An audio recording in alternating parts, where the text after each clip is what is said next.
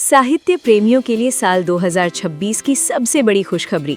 जी हाँ, कोलकाता की गलियों में एक बार फिर किताबों की खुशबू महकने लगी है। सॉल्ट लेक स्थित बोई मेला प्रांगण में शुरू हो चुका है 49वां अंतर्राष्ट्रीय कोलकाता पुस्तक मेला।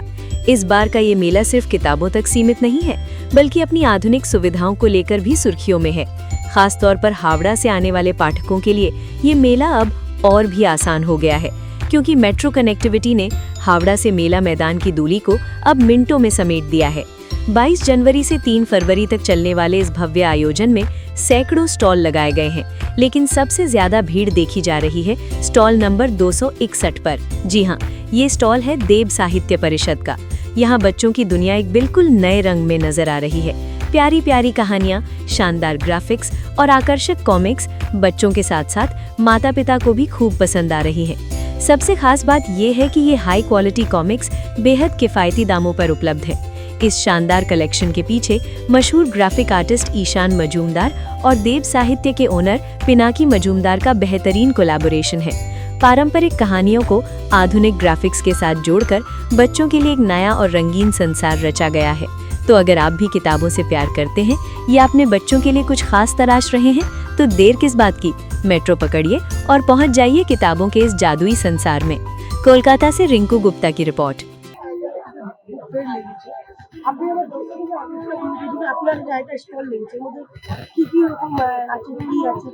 আমাদের দেব সাহিত্য পরিষদের বেসিক সবথেকে যেটা দেয়ার ফার্স্ট কথা হচ্ছে আমাদের ছোটদের বই রয়েছে।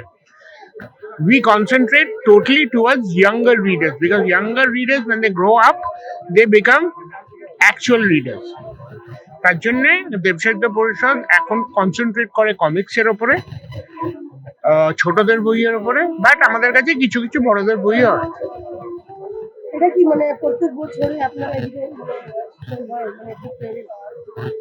আমরা আমাদের কোম্পানি দুটো কোম্পানি বুক ফেয়ারে পার্টিসিপেট করছে।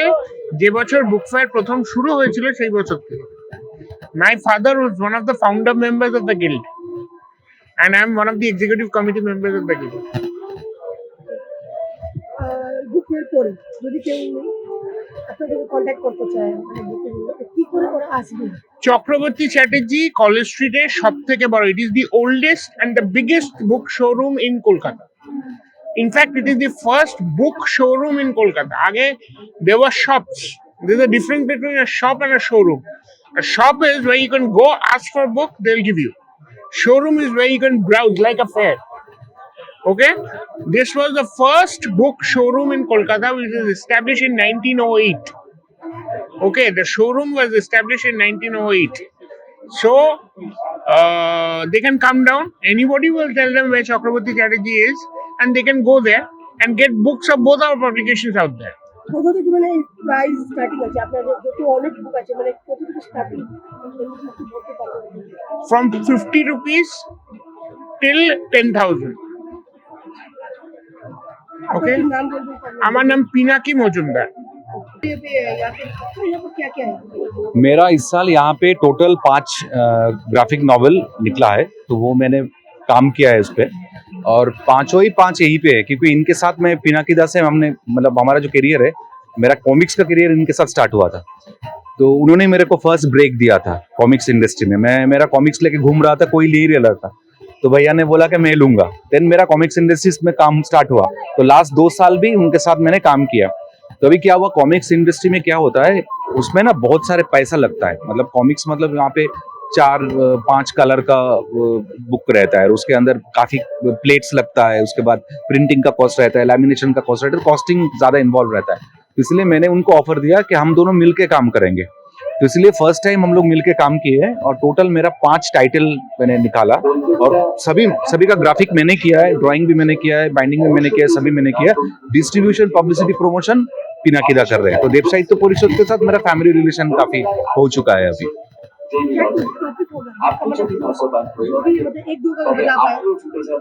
मेरा जो बुक का टॉपिक है नॉर्मली क्या है, हम बच्चे जब हम छोटे थे तब जो बचपन में दादी हमको कहानी सुनाती थी ना, परियों की कहानी वगैरह सुनाती थी, तो उसका ना बुक्स था, लेकिन उसका कभी कॉमिक्स नहीं निकला था। तो मैं फर्स्ट हूँ जो उसका कॉमिक्स स्टार्ट किया हूँ, नंबर 1।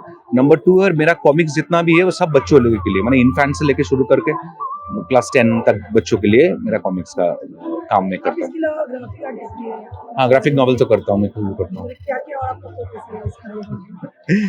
देखो, जब पिक्चर करता हूँ, फिल्म करता हूँ, जब गाना गाता हूँ गाना गाता हूँ, उसके बाद जो टाइम मिलता है तब ये करता हूँ। आपका नाम और ये बताइए। मेरा नाम ईशान मजूमदार है, मैं एक्टर हूँ, सिंगर हूँ, प्रोड्यूसर हूँ, राइटर हूँ।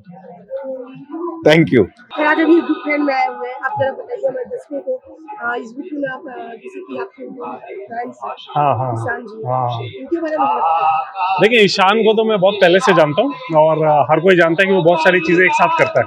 वो एक फिल्म एक्टर भी है, एक सिंगर है, प्रोफेशनल सिंगर है, और लेकिन वो कुछ और भी करना चाहता था।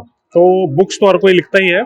तो हम लोग डिस्कस करते थे कि भाई आजकल बच्चों के पास कॉमिक्स के ऑप्शंस नहीं है। जैसे हम लोग जब बड़े हो रहे थे उस टाइम में तो मोबाइल फोन्स या इंटरनेट नहीं था, टीवी भी इतना नहीं था, लेकिन कॉमिक्स थे जिन्होंने हमारा साथ दिया, जिससे कि हम वी कुड थिंक डिफरेंटली, हम ज़्यादा बड़ा सोच सकते थे, एक फैंटेसी क्रिएट कर सकते थे वो कॉमिक्स के थ्रू।